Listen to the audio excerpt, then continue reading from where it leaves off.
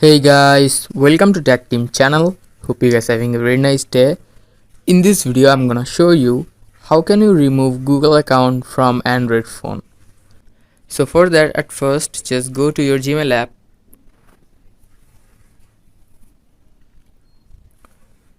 Now click the top right your profile icon, and now click the last option, manage accounts on this device. Now here you can see Google, click on it. Now just select an account that you want to remove. Now after selecting an account, click the bottom more, and here you can see remove account, click on it